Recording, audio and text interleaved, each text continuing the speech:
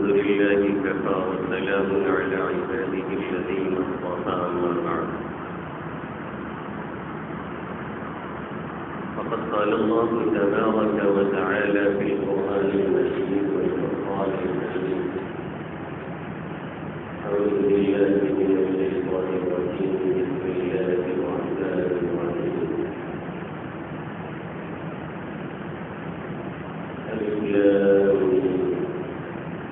ذلك الكتاب لا ريب فيه هدى للمتقين. وقال تعالى في موضع آخر وقال الرسول يا رب إن قومي اتخذوا هذا القرآن مهجورا. عن عبد الله بن عباس رضي الله تعالى عنهما قال النبي صلى الله تعالى عليه وسلم إن الذي لبث في جوفه شيء من القرآن كالبيت القديم أو كما قال سيدنا ونبينا محمد صلى الله تعالى عليه وسلم.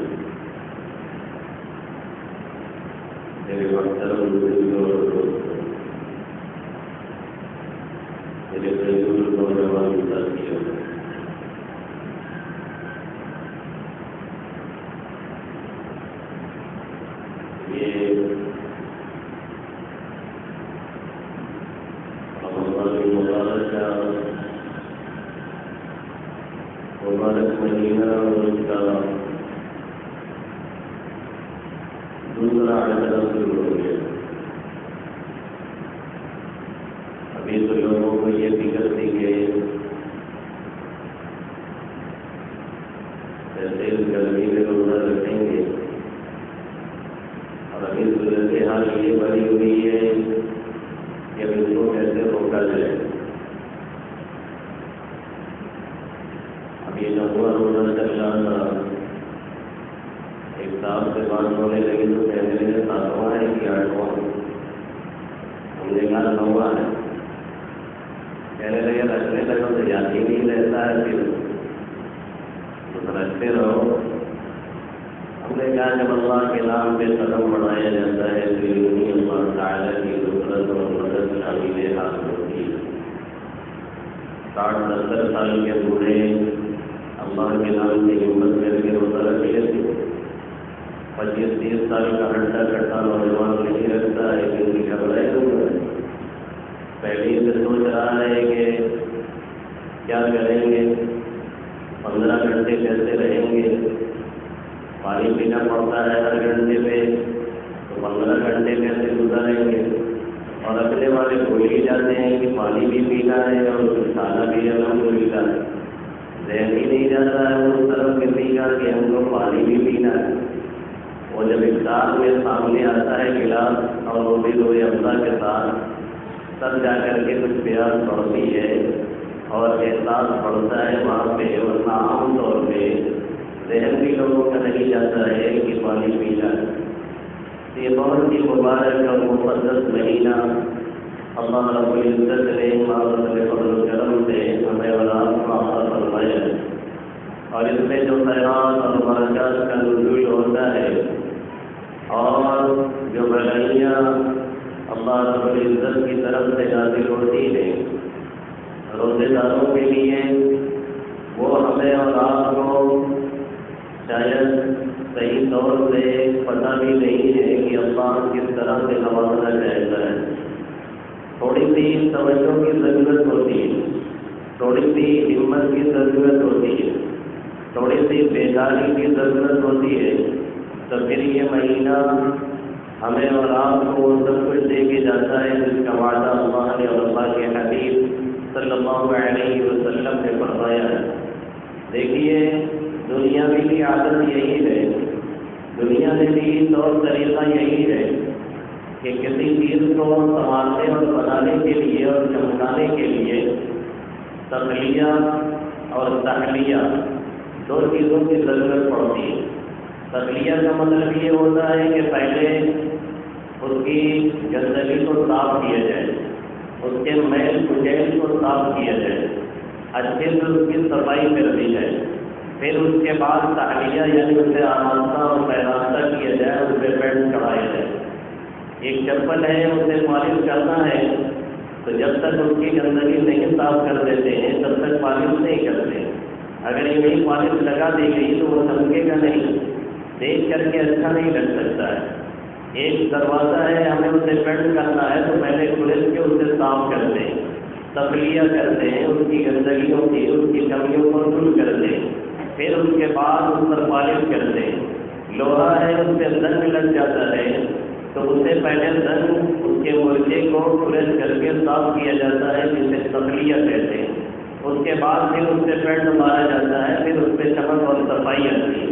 اگر اس کے اور تخلیہ نہ کیا جائے، اگر اس کی گندگی کو صاف نہ کیا جائے، اگر اس کی گندگی کو نہ دھلا جائے پہلے، تو پھر یہ پالش اسے چمک نہیں دے گی، بلکہ یہ پالش بھی اس کی گندگی میں اور میل میں تبدیل ہو کر کے ختم ہو جائے گی اور نتیجہ ہمارے اور آپ کے ہاتھ میں صفر آئے گا۔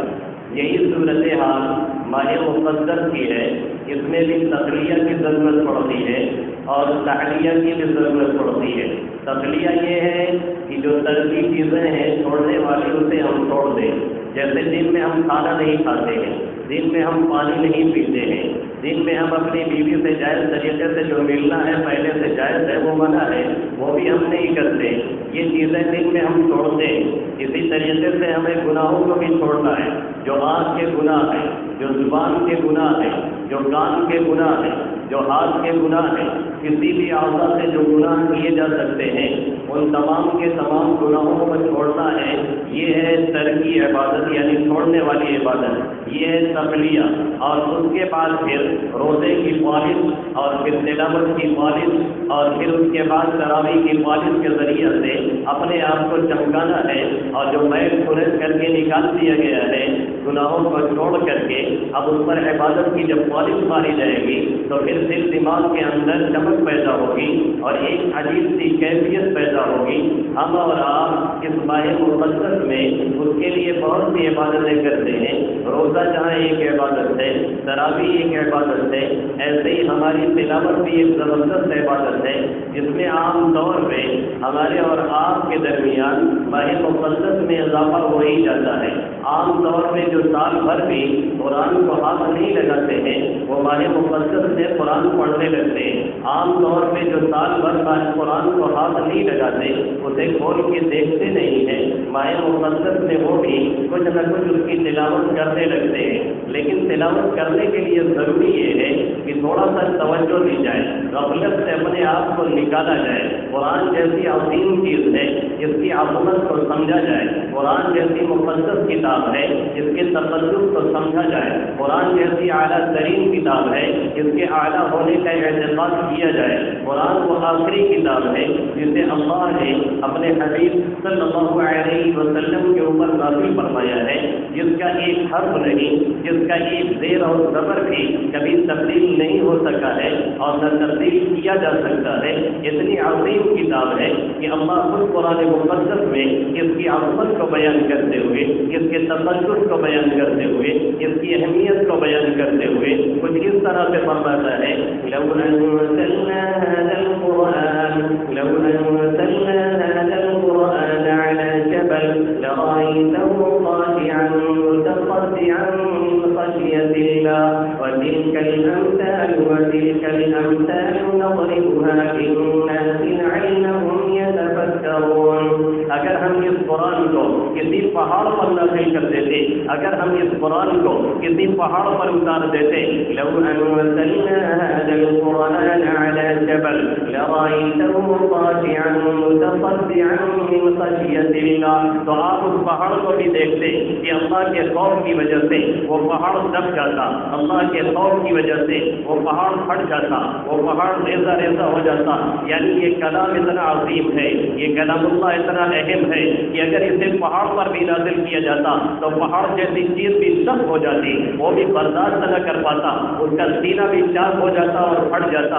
یہ اس کلام کی اہمیت فضیلت ہے۔ اللہ فرماتا ہے یہ مثالیں، یہ باتیں ہم لوگوں کے لیے بیان کرتے ہیں تاکہ لوگ سنیں، تاکہ لوگ غور کریں، تاکہ لوگ سمجھنے کی کوشش کریں۔ یہی وہ کلام ہے کہ اللہ کے حبیب صلی اللہ علیہ وسلم پہ جب یہ نازل ہوتا تھا، آپ عرق عرق پہ آپ کی پیشانی مبارک پسینے سے شرابور ہو جایا کرتی، آپ کی حالت یہ ہوتی ایسا لگتا بے ہوشی طاری ہے، آپ کی حالت یہ ہوتی ایسا لگتا آپ کے اوپر بے ہوشی طاری ہو رہی ہے۔ پھر جب وہی نازل ہو کر کے ہٹتی، پھر آپ کی یہ کیفیت دور ہوتی۔ یہی وہ کلام ہے کہ اللہ کے حبیب صلی اللہ علیہ وسلم پہ جب یہ کلام اترنا شروع ہوا، آپ پتھر پہ سوار ہیں، وہ برداشت نہیں کر سکا وہی کے بوجھ کو اور کلام الہی کے بوجھ کو لے کر کے بیٹھ جاتا ہے۔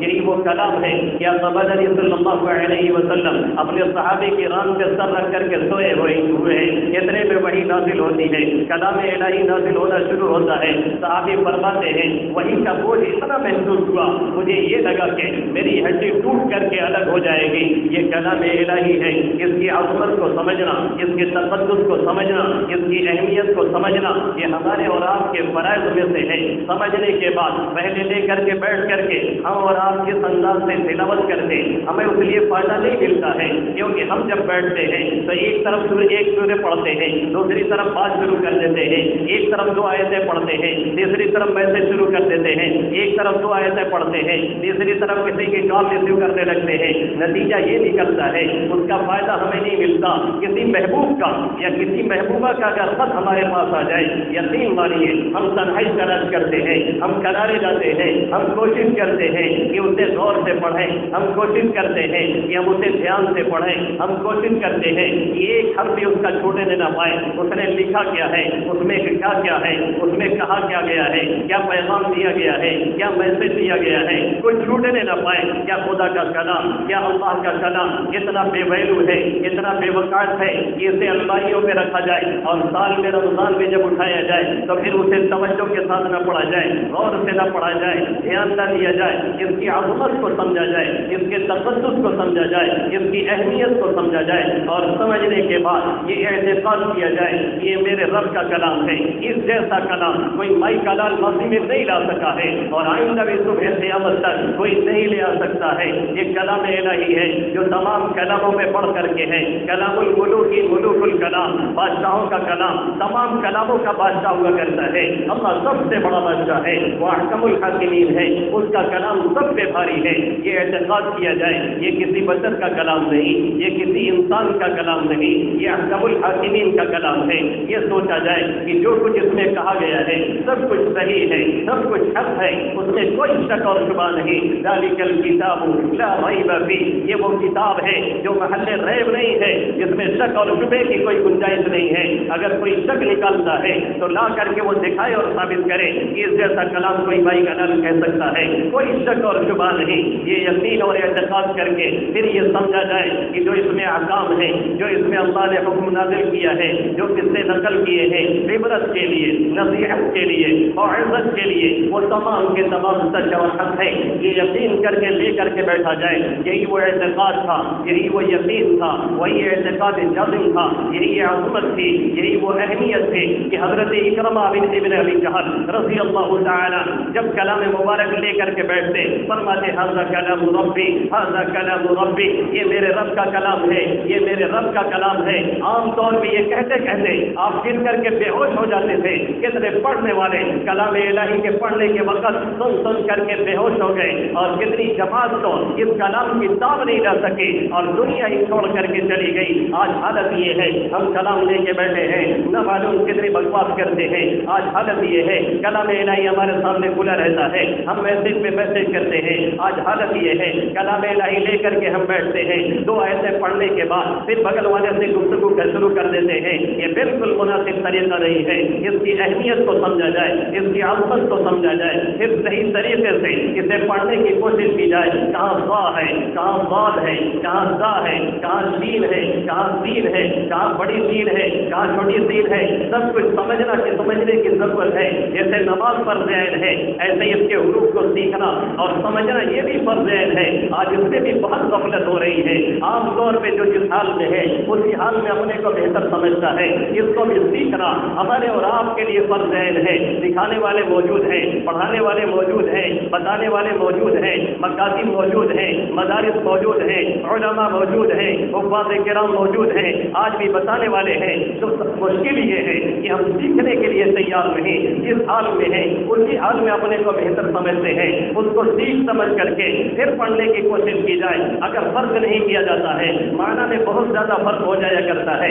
اللہ قرآن میں کہتا ہے اذا شاء نصر اللہ والفتح، جب اللہ کی مدد آئے گی اور فتح مکہ ہوگا۔ اب یہاں نصر اللہ سوال سے ہے، اگر کوئی سین سے پڑھتا ہے تو مدد کا ترجمہ ہٹ جایا کرتا ہے اور ترجمہ ہوتا ہے جب اللہ کی جد آئے گی۔ جد تو اب دنیا میں دکھتی ہی نہیں، آپ کہاں سے لانے کی فکر میں پڑے ہوئے ہیں۔ یہ ہماری حالت ہے، نہ ذات کی خبر ہے، نہ اللہ کی خبر ہے، نہ ذات کی فکر ہے، نہ دین کی فکر ہے، نہ دین کی فکر ہے۔ پھر عام حالت یہ ہے ہم پڑھنے کے لیے تیار نہیں۔ کسی زمانے میں ایک ایک مسجدیں لوگ پڑھتے تھے، جس کی وجہ سے ہر 7ویں دن قرآن مکمل ہو جایا کرتا تھا۔ پھر آسانی کے لیے لوگوں نے کہا کہ کم سے کم روزانہ ایک ایک پارہ پڑھا جائے، اب وہ ہم سے بھی نہیں ہوتا ہے۔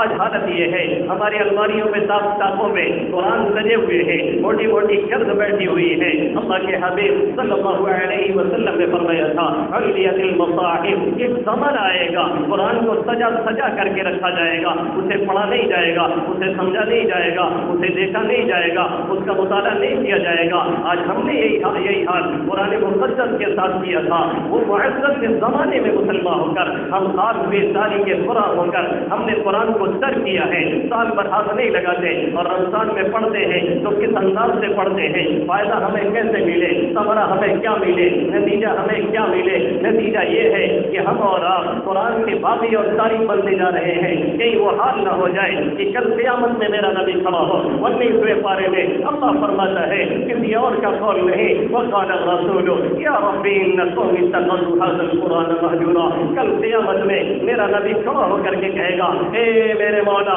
یہ ہے میری وہ قوم جس نے قرآن کو چھوڑ دیا تھا۔ قرآن نے انہیں پکارا مسجدوں کی طرف، یہ آنے کے لیے تیار نہیں۔ قرآن نے انہیں روزے کا حکم دیا، یہ ماننے کے لیے تیار نہیں۔ قرآن نے اخلاقیات کا درس دیا، یہ سننے کے لیے تیار نہیں۔ قرآن نے زکوٰۃ کا حکم دیا، یہ ماننے کے لیے تیار نہیں۔ قرآن نے نگاہوں کی حفاظت کا حکم دیا، انہوں نے اس پہ عمل نہیں کیا۔ اے میرے ربا، یہی ہے میری وہ قوم جس نے قرآن کو چھوڑ دیا تھا۔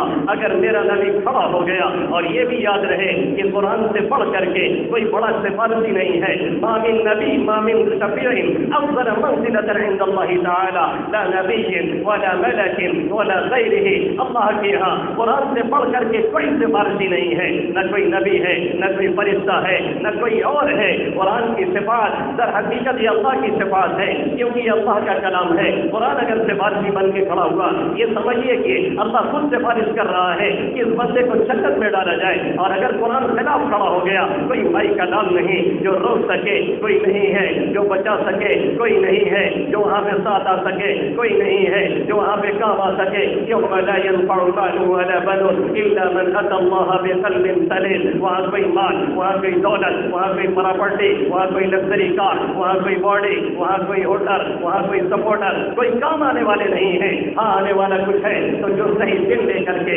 اللہ کے یہاں آئے، جس کے ساتھ ایمان ہو، جس کے ساتھ عمل صالح ہو، وہی کام آنے والا نہیں، کام آنے والا ہے، کوئی اور کام ملنے والا نہیں ہے۔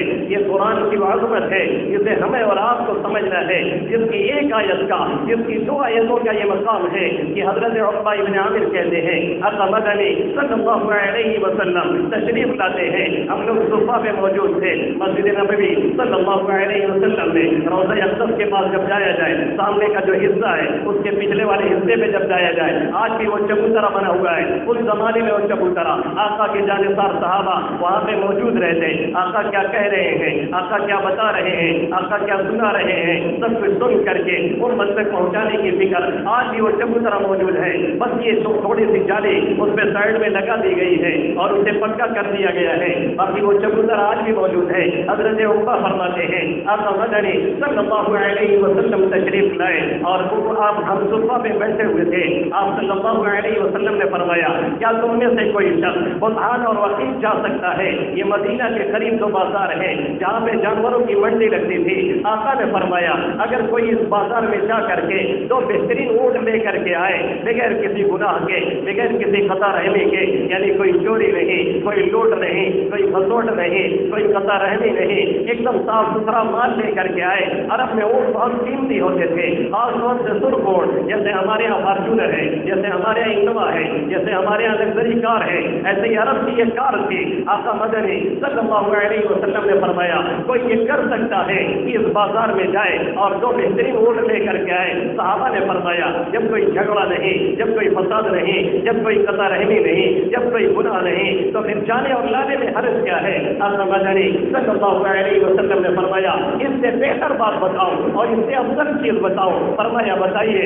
آقا نے فرمایا مسجد میں پہنچ جاؤ، دو آیتیں پڑھو، مسجد میں پہنچ جاؤ، کسی کو دو آیتیں سکھاؤ، ان دو اونٹوں سے بہتر ہے تین آیتیں پڑھو، تین آیتیں کسی کو سکھاؤ، یہ تین اونٹوں سے بہتر ہے چار آیتیں پڑھ لو یا چار آیتیں سکھا دو، یہ چار اونٹوں سے بہتر ہے۔